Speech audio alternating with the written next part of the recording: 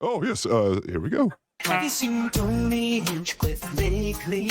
Man, that guy's got a face that's oh so long. He could use it as a surfboard, maybe. Dude, his face is just way too strong. Tony's got a long face, it's a mile wide. When he smiles, it stretches on for miles. I don't mean to laugh, but it's hard to hide when Tony's face is longer than the Nile.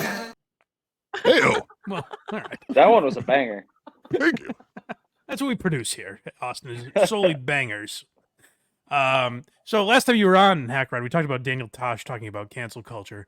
And I thought we disagreed with him, but do you remember me saying, like, there's a point to what he's saying? I get what he's trying to say with cancel culture not affecting comedians. Yes. I think Tony articulated it better. I found this is from Too Lazy to Try, his YouTube channel. He covered this, and I found this clip to be interesting. I think this is a better way of saying what Daniel Tosh was trying to say, because I would say this is more accurate, probably. When I went up 4 or 5 days after that incident for the first time ever, the boom was crazier than ever. And I'm like, oh, okay. Talking about Peng Dang. I just don't think you can get canceled for a joke. You know, I've noticed that anyone who gets canceled for a joke, in trouble for a joke, if they're funny, it accelerates their career 100-fold. This happened to Shane Gillis.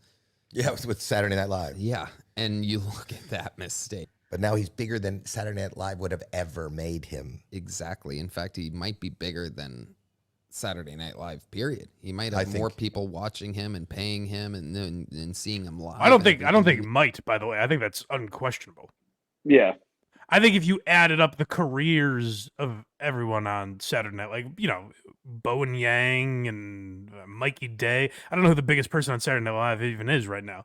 But like, Keenan still, honestly, probably, I guess, right? yeah. And it's if you like added his up all last their season, I think.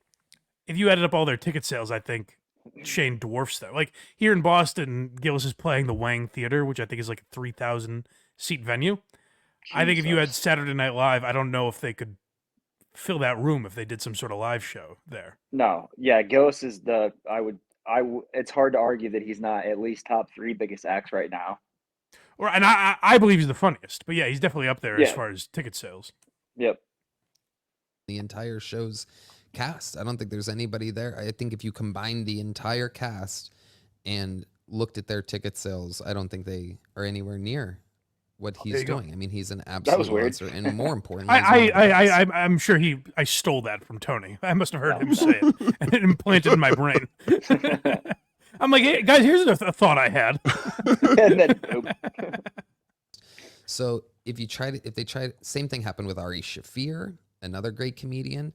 These people are thriving, including myself. If it's not right, if it's for a joke, you're only going to help the person. And during the few days, like I said, yeah, I was stressed then because I didn't see it so clearly. So I think, and thank you for Too Lazy to Try for pointing that out.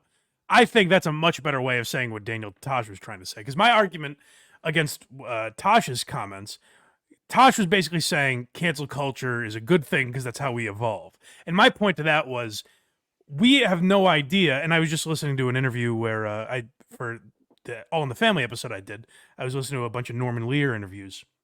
And he basically said, I'll never know the episodes of All in the Family or any of his other TV shows. I'll never know the episodes that I was afraid to write or, you know, never came to my mind because of censorship, essentially. Like, knowing these things would never get on TV, I'll never know what thoughts I've just discarded because they wouldn't get on the air, basically. So I think that goes for a lot of the backlash that comedians get. It means guys like Austin maybe would be afraid to try certain jokes or whatever. Like I just think that's natural. If you're at a lower level in comedy, you're not going to take as many risks when you see more successful guys get shit for it. So I think that's the effect that it has. But I think Tony's point is much better than Tosh's in the sense that if you are as funny as someone like Shane or Tony Hinchcliffe, then that actually benefits you because it gets you it gets your name out to an yeah, exactly. Chad Daniels had a joke in his most recent special where he's like, as a comedian, getting canceled doesn't end your career; it just changes your audience. Like Yeah, now, you might have some people that wouldn't have checked you out before, but it's which it's is not which a, is it's not a kind of death what you sentence. want. Yeah, You know what I mean? Like I don't like he was saying. I don't know if I heard the Tosh his comment on it. I feel like I did, but yeah, the whole cancel culture, and you hear it a lot open micers, which is the funniest thing. They're like, "Oh, I'm going to get canceled saying this." Well, first of all, you have to get something started to get it canceled. right. No one knows who you are. Yeah. Yeah, no one knows who you are. But like you said, it brings someone like me. It makes me make someone not want to take a risk. I see a lot of that in comedy. Right. It's like, And even though like I'm sure you do take risks or whatever, but I oh, it's imagine what there's all I do dark humor. So yeah, sure, but I imagine there's things that you subconsciously don't even know that you've filtered within yourself because the line has moved over the years. Like mhm, you kind of know, oh well, I shouldn't joke about this. This will get a ton of shit if this ever gets out. Whatever. right. So it causes you to try less things. But I think Tony's point is a good one, and the reason I like that clip is I do think we're on the other side of, and it's why I'm glad I stopped focusing on a lot of the cancel culture stuff because I think we're kind of finally on the other side of that, where I agree. people don't give as much of a fuck. Like we have this what's this Matt Rife article, Hack Ride, Oh, yes, let me grab that real quick. where he's still getting shit, but like it's just people on TikTok bitching about it. It doesn't affect his career at all. And I think for a No. while it did. Like I don't think that's totally true where like it was only a benefit if you got canceled. That's really not true. People lost jobs. So no matter what, like if your career is better afterwards, like I think Shane Gillis would say, like losing SNL was not an opportunity. He might be bigger now because of it, but like what if he wound up being the greatest Saturday Night Live cast member of all time? He still Mhm. lost an opportunity that he should have had because people got up in arms about something he said. Oh, yes. Okay, okay, can I read this? This is great. I know. Please, yeah. Waiting all morning for this. All right. Matt Rife, controversial comedian, pushes for return of offensive word retard at per show. American comedian By Matt the way, Rife Kirk has... Minahan has already done this. I think he brought the word back, and it's back, baby. Oh, you the word can is just so back, dude. you can It's just so float it back. around as freely as you want now. I think This is it's like oxygen in the Dabbleverse. All right. that's right. American comedian Matt Rife has kicked off his world tour, all guns blazing, with a joke vouching for the return of the word retard after facing backlash over a domestic violence scandal on his Netflix special. During the opening night of his problematic world tour, he's only 28, my God, Is dives his back tour? into... I'm sorry. Is his tour called Problematic? It is called Problematic. Matt. Yes, Matt. Because his name is Matt Rife. Yes, it's a pun. I like it and I hate it at the same time. Yes. But I think this speaks to what Tony is talking about, where now someone like Matt Rife, who I don't believe is edgy, like No. I think he's like trying to be an edgelord and he's not that. That joke, that domestic abuse joke, you could tell he was trying to be edgy. And even after the joke, he did that little stupid toe line thing where he's like, "Oh, toeing the line, toeing the line." Right. Like, dude, But that's not an edgy joke at all. even that, it's like a street joke. It's like horrible 1930s street joke. Like, exactly. Like, what do you tell a woman that has two black eyes? Nothing. You already told her twice. It was that level of a joke. Yeah. That's just been around forever. Jesselnick had that joke. Jesselnick had that joke on his first special. Like, my sister's cooking gotten better. I think my husband's been beating her, or I don't have proof that that her husband's been beating her, but her cooking's gotten a lot better. Like that joke right there. Right. Yeah. So. I mean, like it's not and that was this 10 crazy years edgy ago. thing. That was 2010 or something. You know, that was over fucking 14 years ago.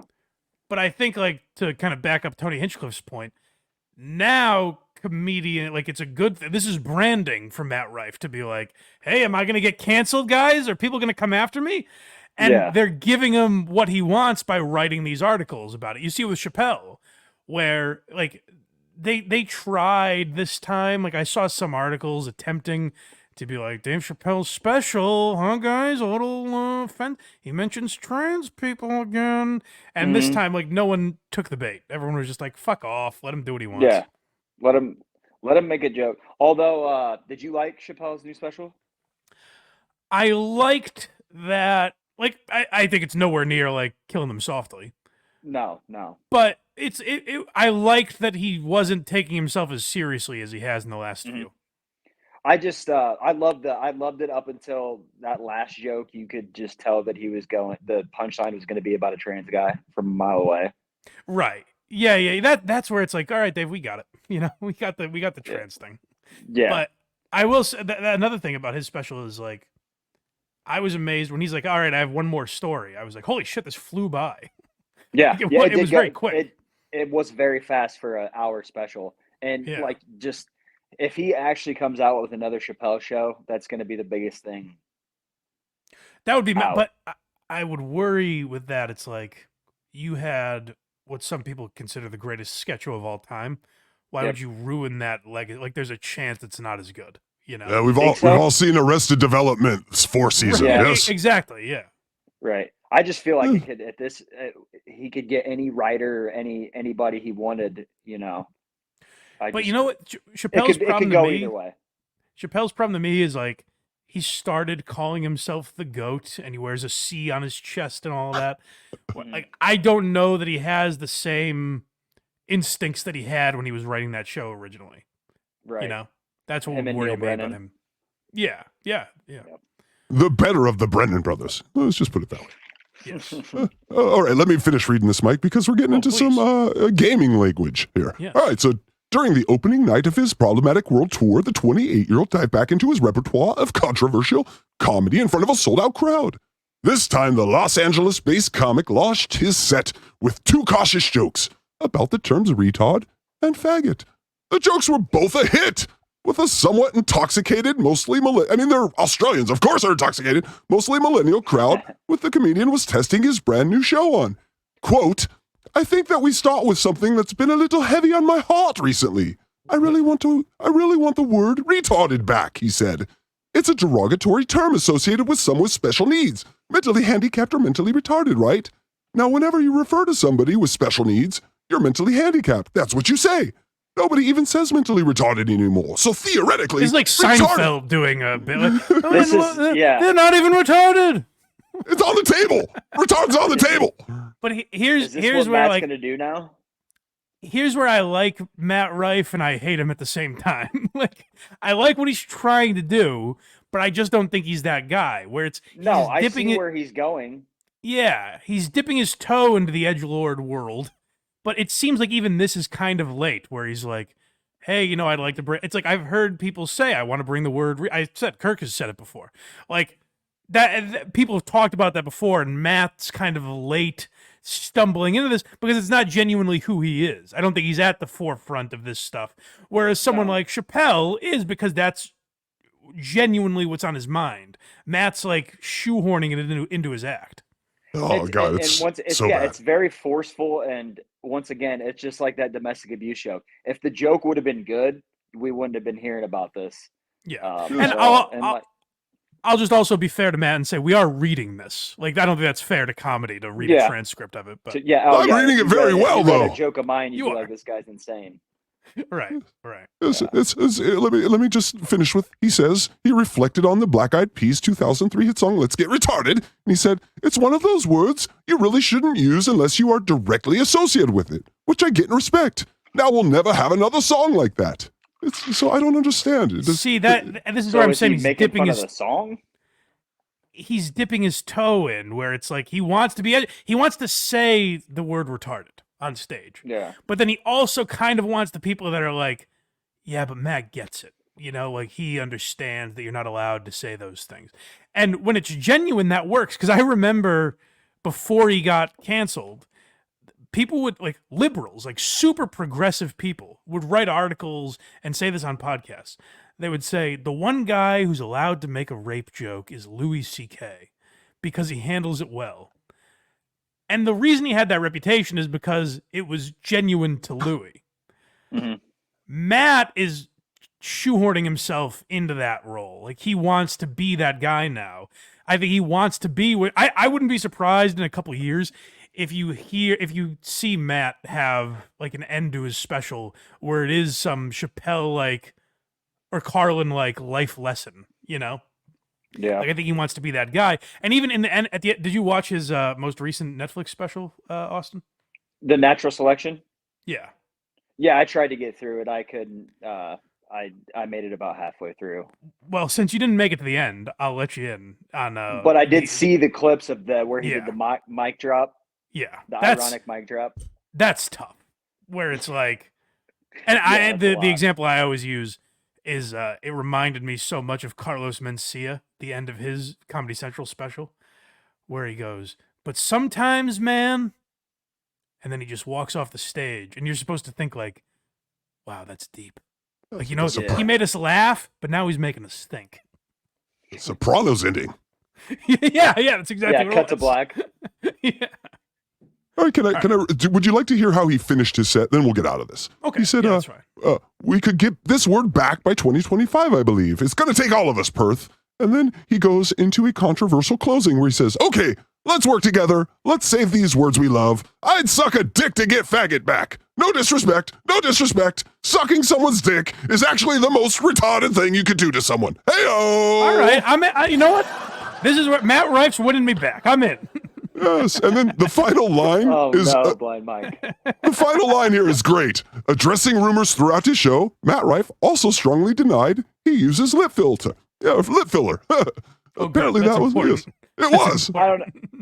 Does he not sound like a kid that just learned the F word, like learned the word fuck and just wants to say fuck all the time?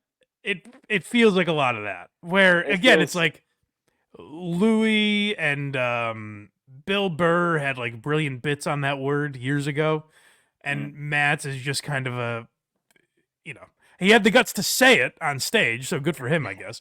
But like, I won't say it on the podcast right now, so so he does have that. But I said it. I'll let Hackrat say it. Yeah, I said it. I was reading. Go to any open mic, you're going to hear dudes trying to do this, and it's like, oh, you're trying to be edgy, but you don't know how to. Like you said, he's trying to get there, but he doesn't know how. Like, he doesn't know how to write an edgy joke. There's nothing to what Matt is saying where you're like, oh, holy shit, I never thought of it that way. This you know, man that's the problem. This man has gotten way too much pussy to be funny in that way. Let's be honest. All right? As always here at the Blind Mike Project, we're rooting for Matt Rife. We're trying to guide him in a way because God knows he needs my help, you know? Yes.